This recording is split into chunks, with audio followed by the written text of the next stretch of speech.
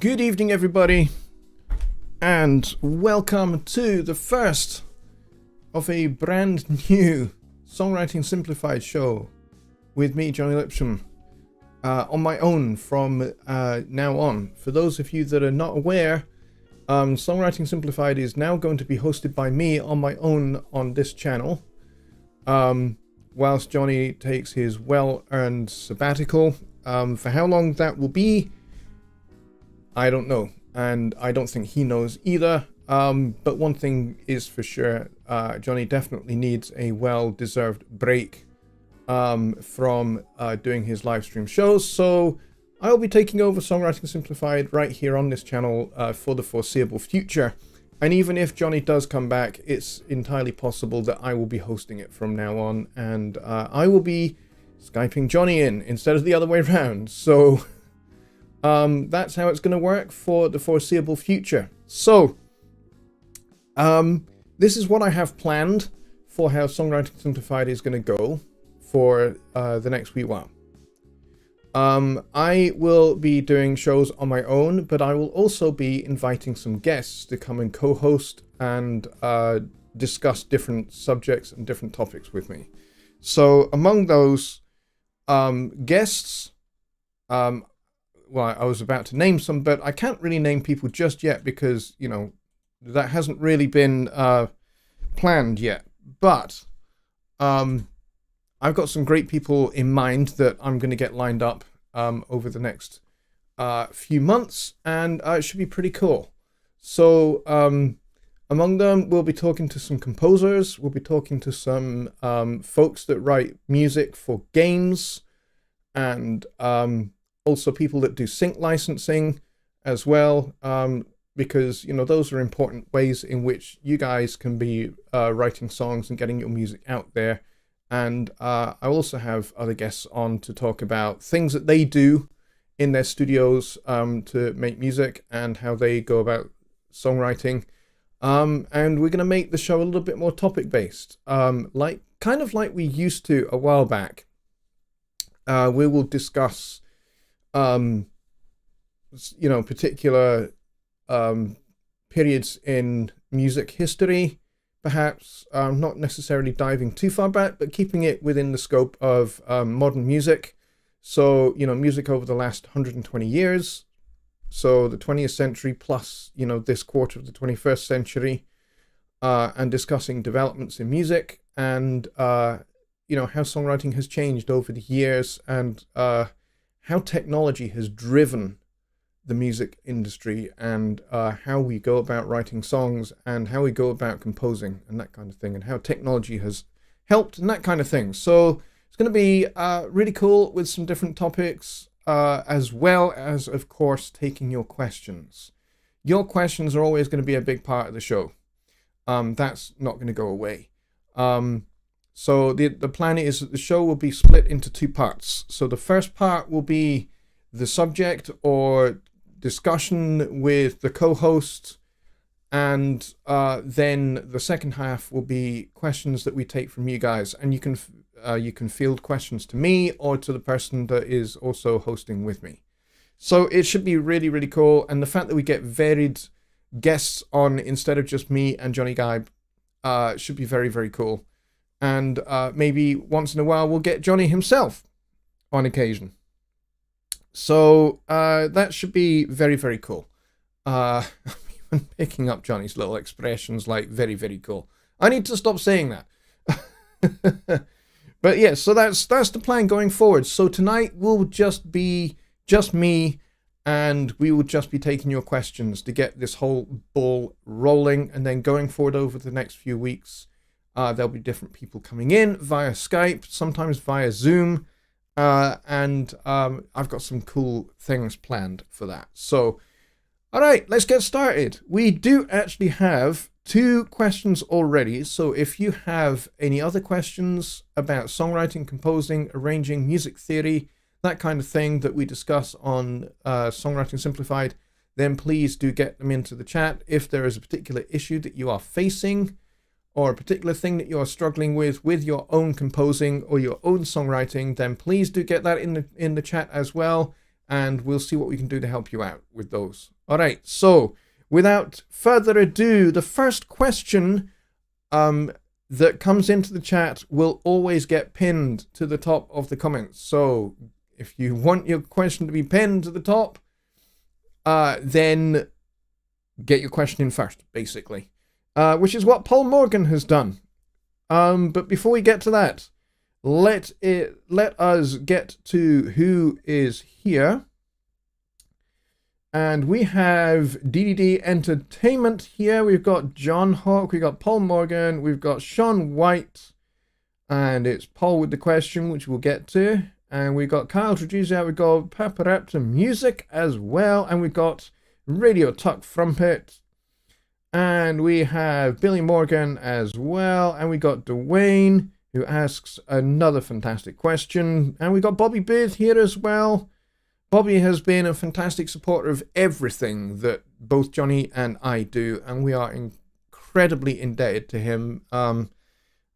He has been around since the very first forays into live streaming that I did way back in my old flat when I had the tiny box room studio and the really awfully slow internet that meant that I couldn't even use OBS. I had to use Google Hangouts.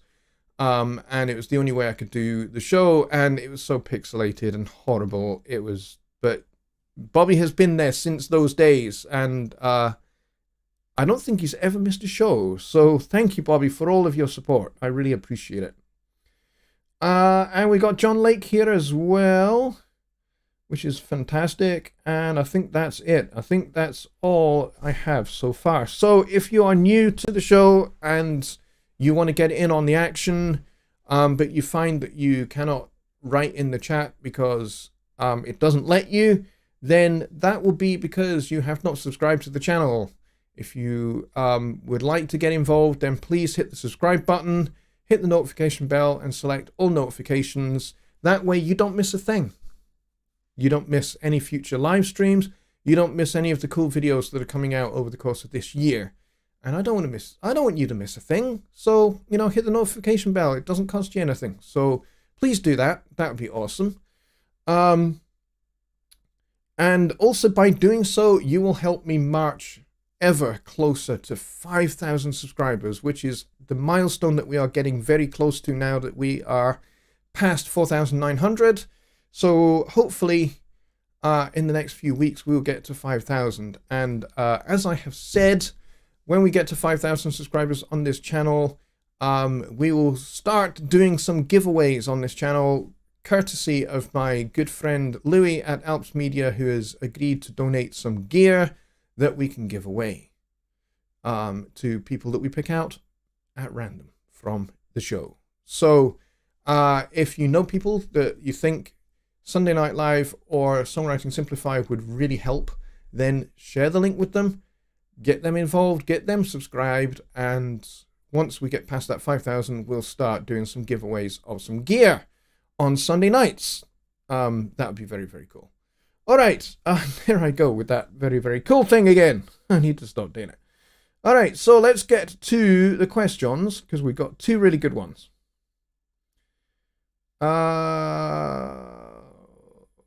Okay, Paul's question. Paul says, how do you stop rewriting the same song over and over? I tend to write about the same things. It's a good question. And it is quite often that we can get stuck in a rut where we are writing either about the same kind of subject matter, or we are writing the same kind of chord changes and the same kind of melodic devices over and over again. And that can get very, very irritating and very frustrating very quickly. So there are a couple of things that you can do. First of all, take a break. Take a break from songwriting for a while. Don't take too long, because you don't want your songwriting skills to get, weakened or anything like that. But certainly, take a week or two where you don't actually do anything involving songwriting at all. You just go and do other things for a couple of weeks and then come back. And also, maybe think about some different things that you've never written about before. Set yourself some challenges. So, for example, if you normally write songs about current affairs, so kind of major news topics that are going on at the moment, which of course are always going to be a great source of material, especially as the world gets a little bit crazier. There's always something that you can write about that you can kind of document in song form. So maybe think about some other things that you can write about. Maybe think about some, maybe start creating characters, personalities, put them in a scenario, and then see kind of what they do, how these characters interact with each other, and maybe start creating more narrative-based songs instead of subject or topic-based songs. That can be something you can do. If you are used to writing your songs on a guitar, acoustic guitar, for example, try taking it to a keyboard instead. And if you write predominantly on a keyboard, try using a different instrument like a guitar or something else like that. Or, instead of coming up with the guitar chords first, maybe pick up a bass and start working out a little bass line and start developing your song in a different way. Or, if you usually use real instruments, try using some loops instead. Just change the scenery, change things up, make things a bit different, make the process a bit different. And hopefully you will encounter new sounds and new ideas and new things that will inspire you to be creative that you'd never really thought of before. That's what I do. Now, one of the things that certainly when you're early on in songwriting, you are very heavily influenced by music that you like, music that you listen to, music that you spend a lot of time with. And so your natural instinct is going to be towards that sound. So it might be a particular harmonic palette, it might be particular instruments that you use in your songs. So maybe you've spent a lot of time listening to, I don't know, middle of the road country rock, for example. So you're familiar with how that sounds. You're familiar with the chord changes. You're familiar with the form that the songs take.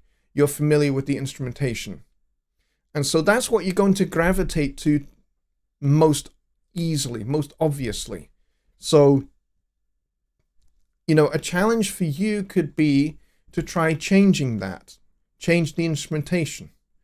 Maybe write for a voice and string quartet instead of, two rhythm guitars, lead guitar, and bass and drums, for example, which is your kind of standard rock thing. Or if you're into country music, then you might have a pedal steel there, or you might have a fiddle, or you might have something else from that genre. Try changing the harmonic palette.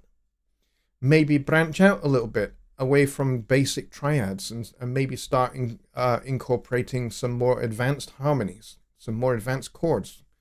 Or maybe try some different keys. So if you're used to writing in A, D, G, and E, and key centers like that, which are predominantly guitar key centers, then maybe try something different. Maybe try E flat. Maybe try F. Maybe try C major. Maybe try minor keys instead. If you're used to writing in major keys, maybe try something a little darker. Change the instrumentation up.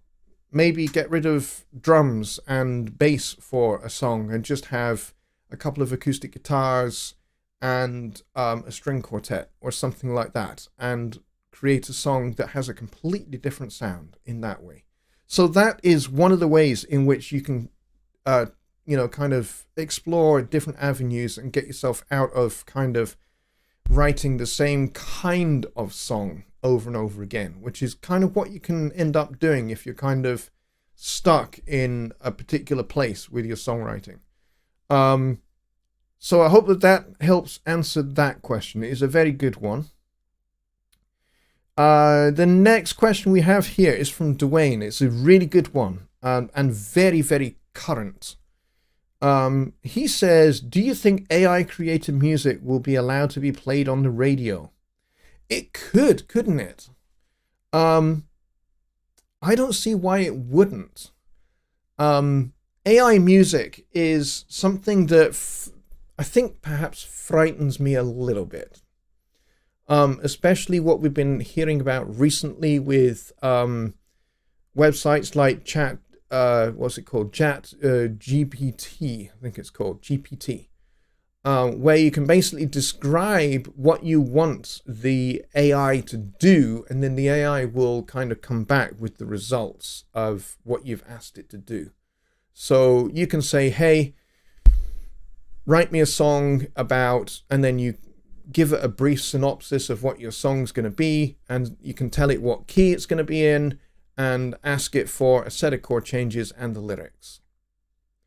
And it will spit that out. It will come back with that in just a matter of moments. And it will take your subject matter and it will give you a set of lyrics and a set of chord changes. And so arguably you haven't really written the song. The computer has written the song, or the AI program has written the song. And then you can go and flesh it out with some orchestration and that kind of thing, and turn it into an actual song. Will that be allowed to be played on the radio? It might, but I think the other question is that if it is, who do you credit as the songwriter? That's probably the harder question to answer. Who do you credit as the songwriter? The person that basically gave the synopsis to the AI and told it to go away and come up with this, and then the computer comes back with that. So who is the progenitor of the song? Is it you giving the information to the AI? Does that make you the songwriter? Or is the AI software, the program, the algorithm, is that the songwriter? And, what part do you get to play in that? And therefore, who should get credit for writing the song? You, or should that be credited to the AI? I think this gets a little bit more complicated when we start saying to AI, write me an opera, and here's a DAW to do it with. Here's some vocal instruments like M-Voice or something like that. And here's a bunch of virtual instruments, and give it complete access to something like Studio One with those instruments and with those tools, and say, right, write me an opera based on, I don't know, Shakespeare's Romeo and Juliet, and see what it comes up with. It would be interesting to see what it comes up with in Studio One. And then I think it probably would be able to get airplay, but I think the problem would be, who do you credit as the composer of that music? If we're going to credit AI as the composer, how do we deal with that? Because obviously the AI can't make money out of it, because it's not real. It's a virtual thing. It's a program. So therefore, does that therefore mean that the creator of the AI software or the algorithm should therefore get the composer credit and therefore get the royalties from radio airplay? And what involvement do we have in that? And what's, what size of slice of the cake do we get, because we gave the stimuli effectively to the AI to create the work? We told them, here's the brief, here's the tools, go ahead and make the music. How do we get credited for that? Or should we get credited for that? And if that's the case, who gets to benefit? Who gets to benefit financially from such a thing? Yeah, I think it's a very, very good question, and it's something that we're going to have to ponder and we're going to have an answer for, certainly as things like ChatGPT and OpenAI, I think is the other one that's kind of available at the moment. As those technologies develop and grow, we're gonna have to tackle those issues. So that is a really, really good question. And very, very current. I like it. I like it. John Lake is here to save the day, apparently, so he says. Paul Morgan says, interviews of Rick Beato and Justin Hawkins. You're one of the top voices of music today. Well, I'm not sure that I would agree that I'm one of the top voices in music. I would certainly agree that Rick Beato is. And, other people like Amy Nolte and Mary Spender and Adam Neely, I would argue that those people certainly are current important voices in music. And so, yeah, I would love to get them on the channel, and I would love to do an interview with one or more of those people. That would be really, really cool. Let's see. What else do we have? Paul, you're really, really funny. Let's see. What else do we have? Paul says, I tried to not learn cover tunes. I don't really listen to current music. I always feel it was a mistake to not learn covers, but there you go.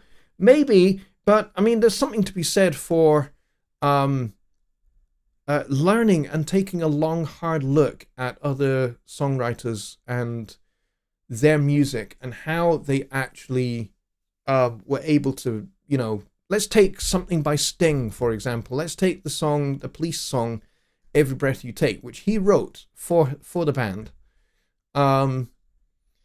which was a hugely successful song.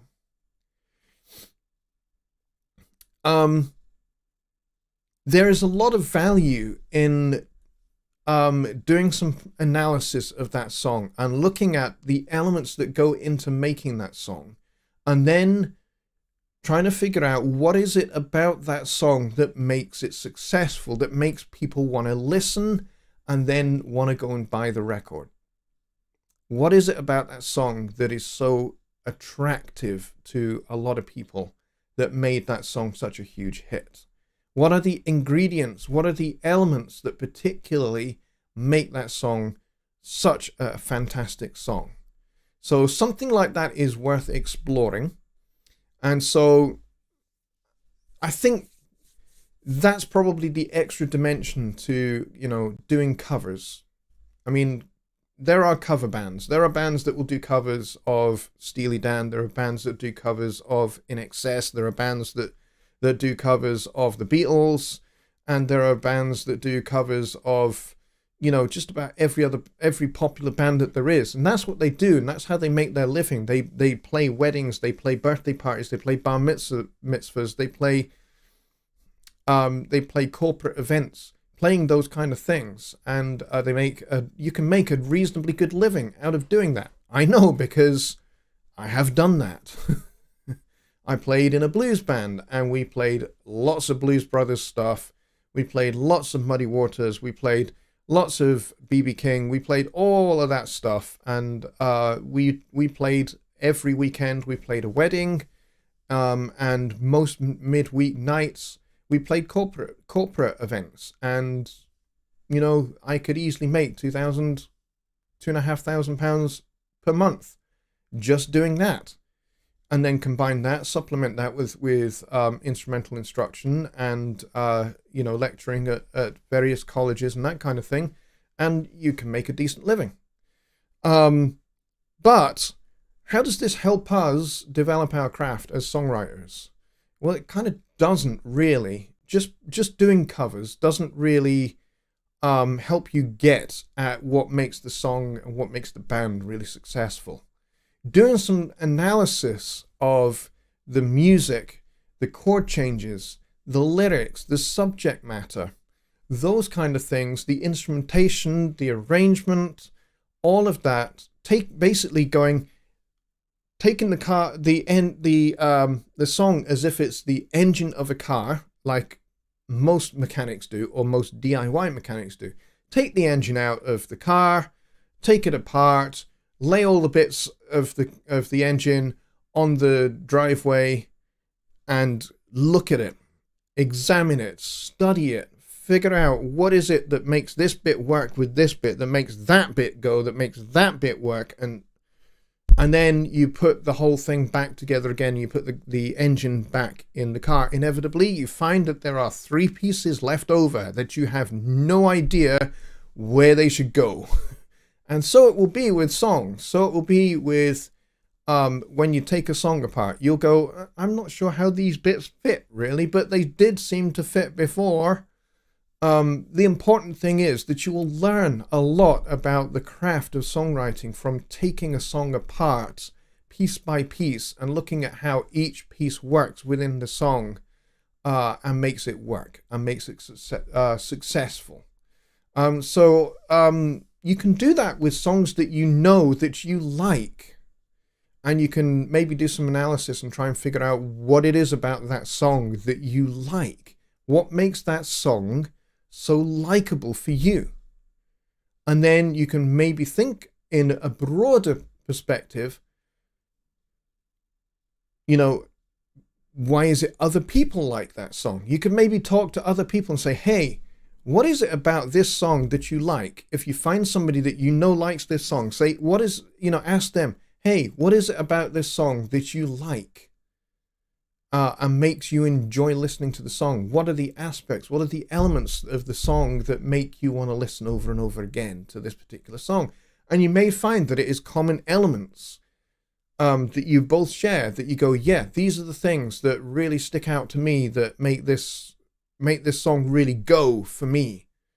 But you might find that it also might be different. What one person hears in a song that they really gravitate to and hook themselves into might be different for another person compared to you. You might have a particular hook that really grabs your attention in that song, but it doesn't for somebody else, and there is a different hook that works for them. It's interesting to go, okay, well, why is that? What is it about that makes that a hook for me but not a hook for you, and makes that a hook for you but not for me? And then you can start to think about, okay, well, how is that going to help me write songs that are going to be broadly enjoyable for a wider audience, and is going to help me get better at songwriting? So doing that is something I think has a lot of value. It is something that I have done a fair amount of, mostly because I am quite retentive in that respect, and that's kind of my personality. I like taking things apart, particularly pieces of music, and going, why is that so good? Like, let's take an example from film, from the Star Wars films in particular. So we're talking about the music of John Williams. What is it about the Luke's theme in Star Wars that is so appealing and so evocative of his character? What are the ingredients to that theme that make it really actually embody Luke's character and Luke's personality and some of the things that he has seen and experienced and done? How did John go about making this melodic statement and the orchestration, the instrumentation that he uses and the chord changes that he uses within that theme to really embody the personality of the character? That's something that John is very, very good at, and Steven Spielberg has talked a lot about this particular skill that John Williams has in embodying characters within his films in music, so that every time this character is involved in a scene, there is thematic material, there's instruments that evoke this particular character, and enables you to connect as the viewer watching the film, enables you to connect on a really deep level with the character. And you may be You may feel like you're listening to the dialogue, you're watching the characters interact, you're deeply involved in the story, and you might think that maybe you're really rather passively listening to the music. The music really isn't playing a big part for you. But it's there, and it helps you really connect with the character. Music is really powerful like that. And when it's done really well by somebody like John Williams, it can really make a character or a personality come alive. And you can pick apart those things, and you can figure out what is it about those that theme that makes it evoke that character. And you can, there's the Imperial March that you get in various different guises whenever you see Darth Vader or Palpatine. Whenever they are mentioned, or whenever they are invoked, or whether they are directly on screen, you get this particular theme. And hey, it's Darth Vader. And the mood completely changes. Music has that real power. So, those are things for you to think about. The Anonymous Housewife is here, and we have talked a fair bit about AI just of late. Her and myself, which is pretty cool. The AI wouldn't write a song without the instigator. That is very true. Bobby Booth says, but AI will not have that human touch to it. That is also very true, I think. Anonymous Housewife says, so much goes into writing a song. The AI portion is just the starting outline. I don't think it's at the level it can produce a full song, but maybe somebody out there has done it. AI is a tool for generating ideas, sort of like Master Writer. Master Writer isn't coming up with phrases or wording, but the phrases and wording AI generates needs edits. Yes, that's also good, and some good points. I guess kind of what I would like to get you guys thinking about is, yes, at the moment, AI has to be fed information. It has to be given stimuli to work with to create something.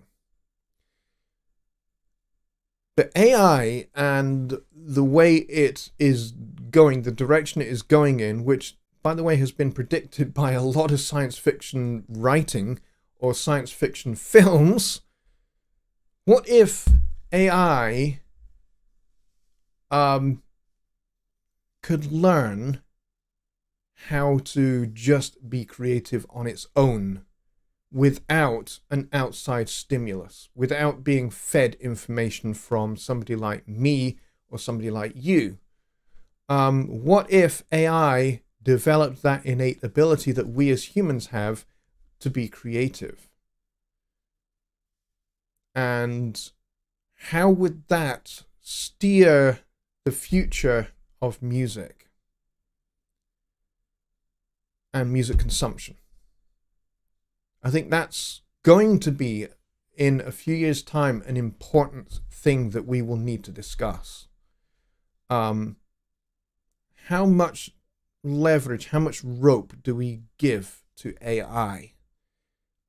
Especially as AI is basically, it learns. That's how AI works. It's learning software. The algorithm learns. And once it learns something, it then can start doing these things by itself. That's the idea. And I know that that's a pretty scary idea, but it is something that we need to be thinking about.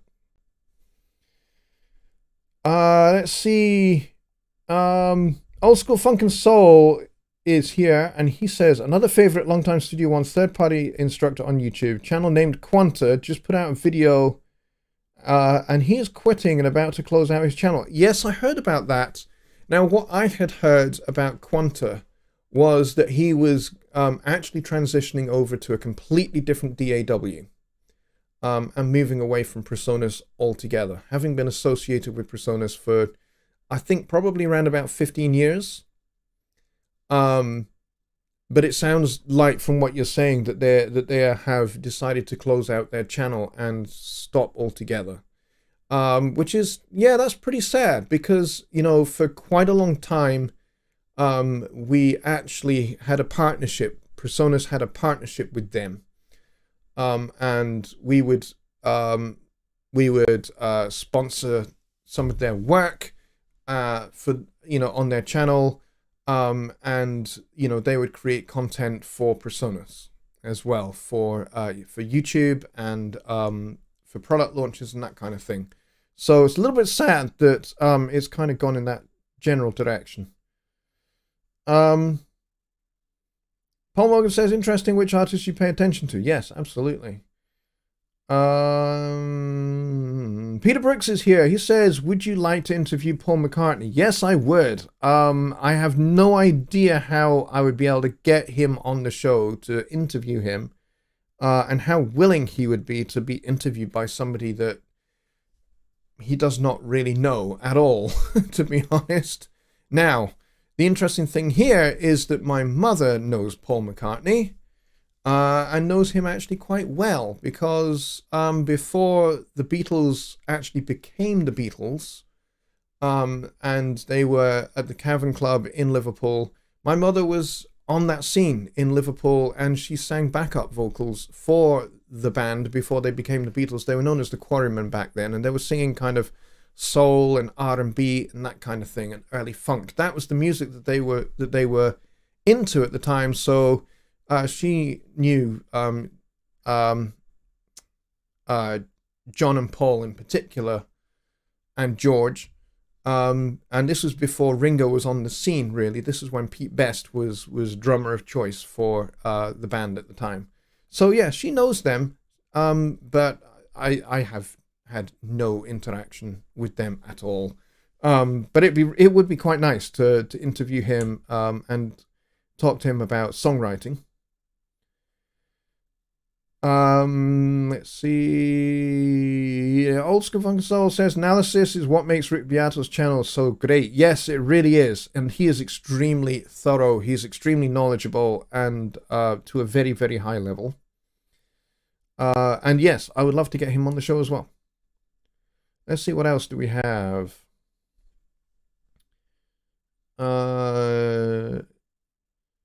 Anonymous Housewife says, interesting question. Would we even like AI self-generated taste? Music is all about taste. Yeah, that's another great question. Yes, he did. Yeah, the guy that runs Quanti, he did switch to Bitwig. Yeah. I don't know why he's done that. I don't know why he's gone over to Bitwig, but each to their own. Paul Morgan says, if only the Quarrymen had not got together, what would have happened? Well, we wouldn't have had the Beatles. That scene in Liverpool at the Cavern Club was essential to bringing Paul and John together in particular, although they knew each other already because they went to school together. But bringing George in with those two was probably the catalyst for kind of evolving the Beatles away from the Quarrymen and into what they became as the Beatles. So, but yeah, if that had never happened, if John and Paul had never met, and if they had never met George, and if they had never got rid of Pete Best and never brought in Ringo, what kind of music would they have made? And would we know who they are? That's a good question. The McCartney 321 documentary is pretty good. Yes, it was. I did see it. Yeah. And Keith says, my dad went to school with John. Yes, that's pretty cool.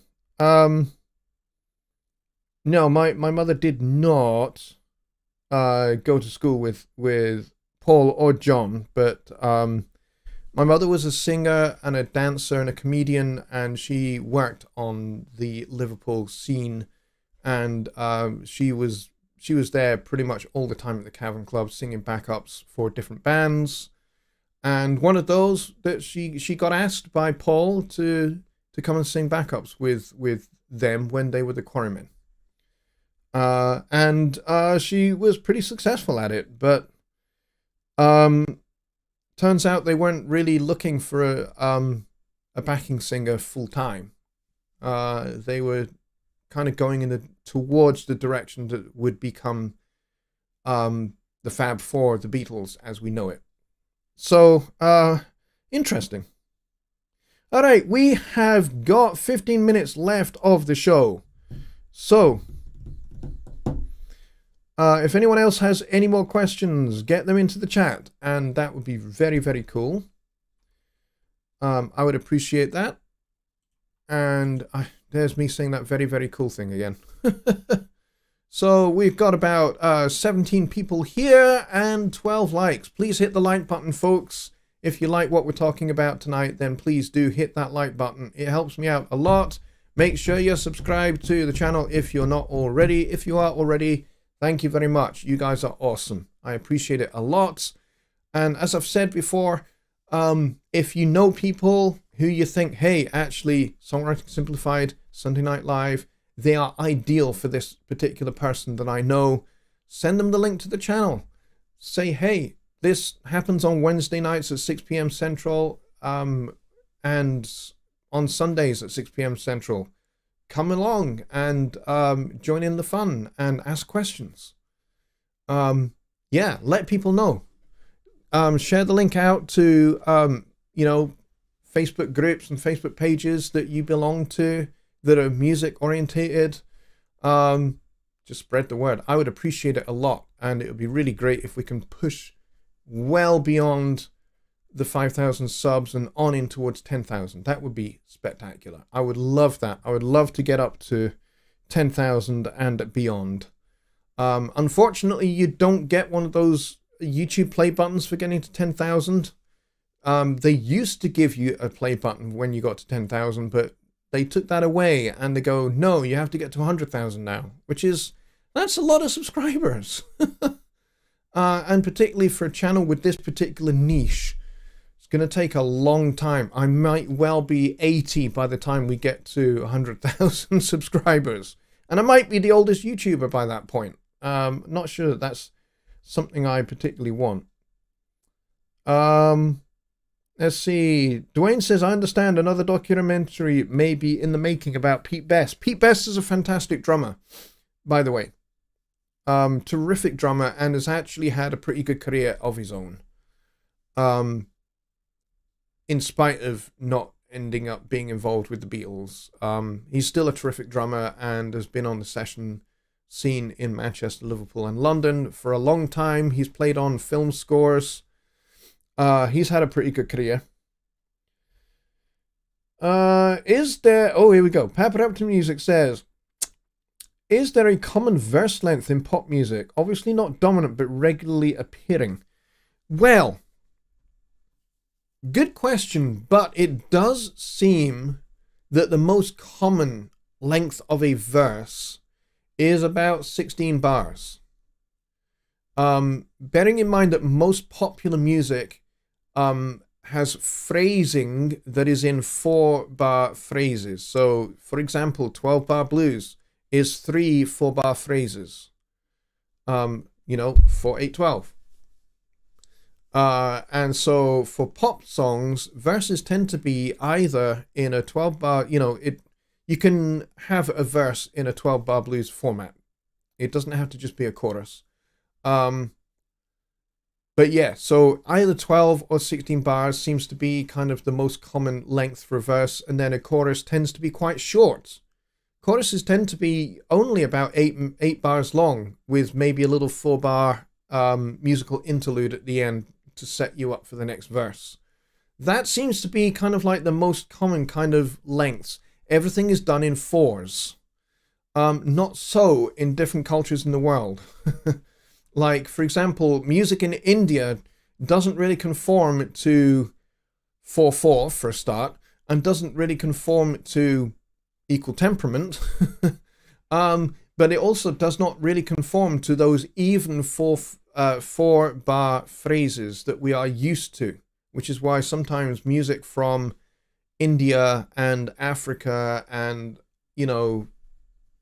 traditional native musics from different cultures around the world outside of Western music can sound a little odd and be a little bit disjointed, and we might not quite understand it so readily, because we are conditioned by being in the West. We are conditioned to several things. We're conditioned to Western time signatures such as 4/4 and 3/4, 6/8, 12/8, which are kind of compound time variations on 4/4.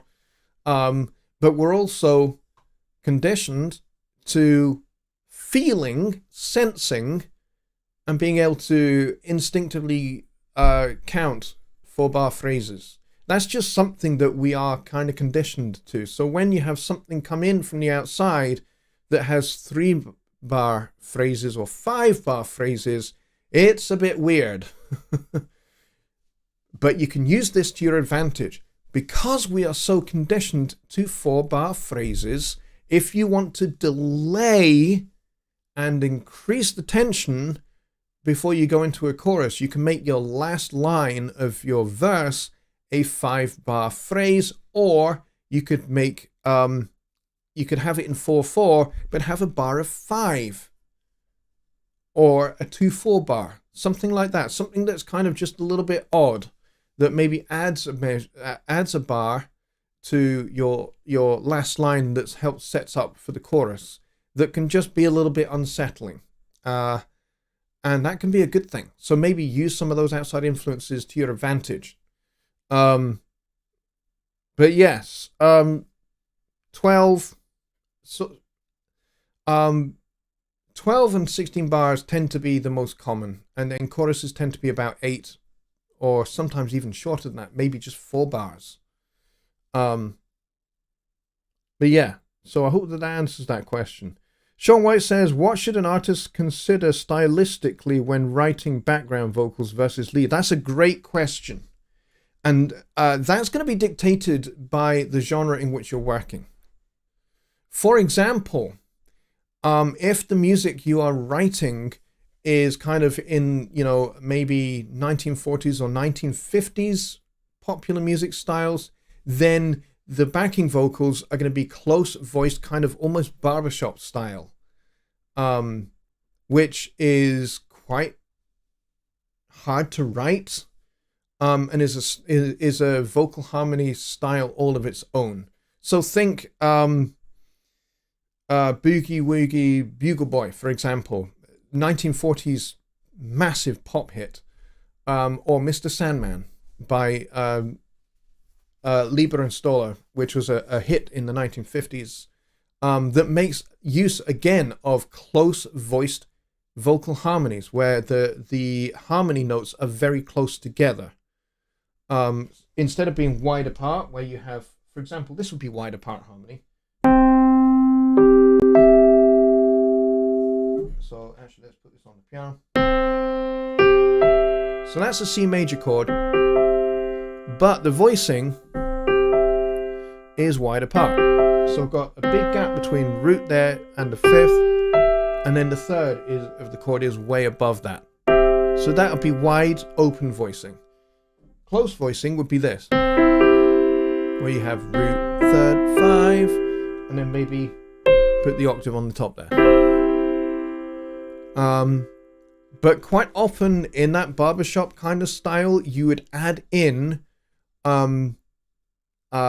like seconds, so ninths ostensibly.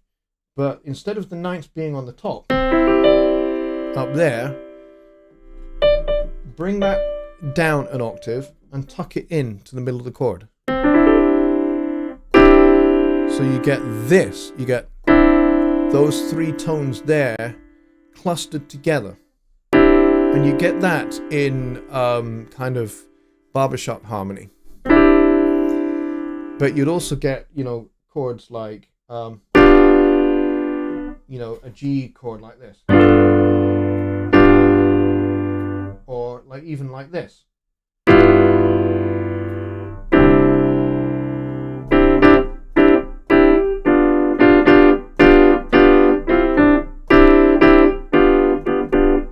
So if your backing vocals were doing this,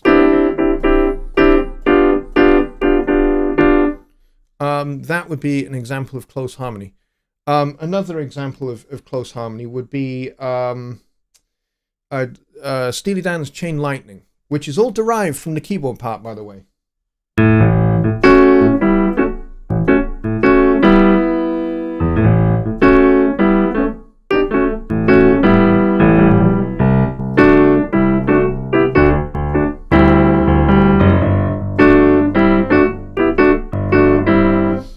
So basically, it's worked around an A6 chord and a G6 chord. So 3-part harmony.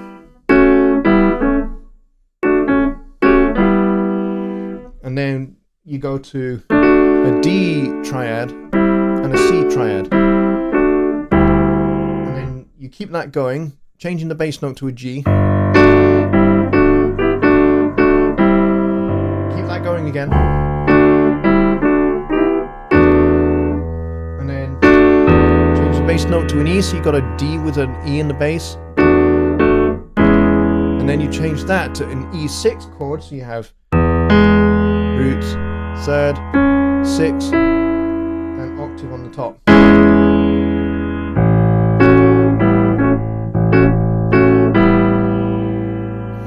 So this is your backing vocal, but it also has the melody in it as well, which is the top part of the vocal. So it depends upon the style of music that you're going for as to how your backing vocals will work, whether you go for this kind of close-voiced harmony style or whether you go for something a little bit more wide open. But yeah, you can certainly study those kind of things. Rich says in 1 hour there's a Personas meetup. So if you want to go to a Studio One meetup, then follow the link that Rich has provided there. That would be very, very cool. And there I'm quoting Jonny Guibe again. But yeah, that question about what to consider stylistic when writing background vocals, a lot of it will be informed by the style in which you're writing. In popular music, tends to be reasonably close voiced, and tends to be dictated by the kind of chord changes that you're using in the song. So if your song is very simple and triadic,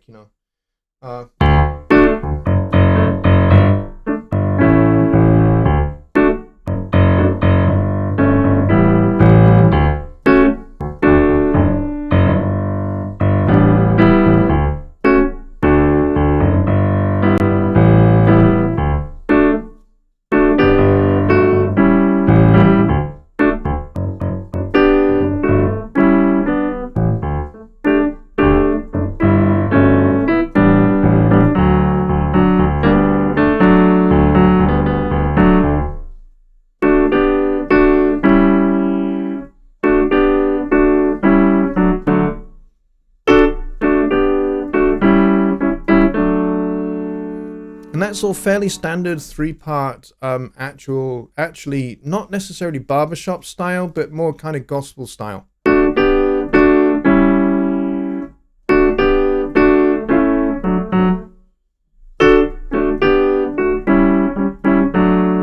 I mean, that's Steely Dan again, but you would certainly hear that kind of vocal harmony style from another great band from that period, the Eagles.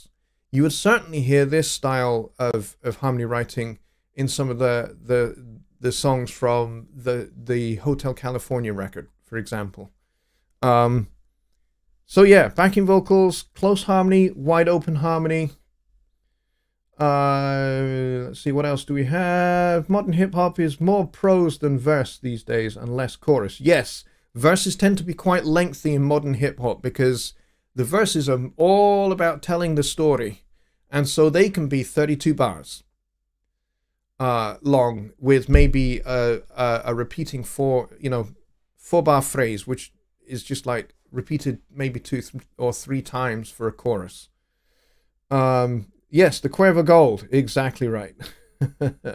All right, so let's see. John Hathwaite is here. John is a great guy. He is a keyboard player, drummer. based in the UK, and has toured all around Europe and I think most of the world as well with his band. And he's using Studio One and Presonus gear integrated into shows with his band. So check him out. I would definitely advise. It's well worth talking to him because he is also hilarious, by the way. So there is also a Zoom after show Zoom link there from Billy Morgan if you want to come and hang out with me and a few of the other folks from here face to face on Zoom. You're more than welcome to do so. And then, of course, in an hour's time, you've got the meetup as well. That would be 2 a.m. for me, so I probably will not be there because it is now 1 o'clock in the morning. But by all means, come and join the after show party over on Billy's Zoom room. And that rhymes beautifully. But other than that, folks, I'm going to say a very big thank you to everybody for your questions. We had some really good discussions there on songwriting and also AI. What a great topic for discussion. And I'm sure this is going to be something that we will continue to revisit as AI develops. We will have much more to discuss on that topic. So thank you very much for bringing AI to the table for Songwriting Simplified. What a great, great discussion. Thanks a lot, everybody. And I will see you on Sunday for Sunday Night Live right here on Jonny Lipsham Studios YouTube channel. Hit the subscribe button, hit the like button, hit all notifications, and I'll see you very, very soon. Good night, everybody.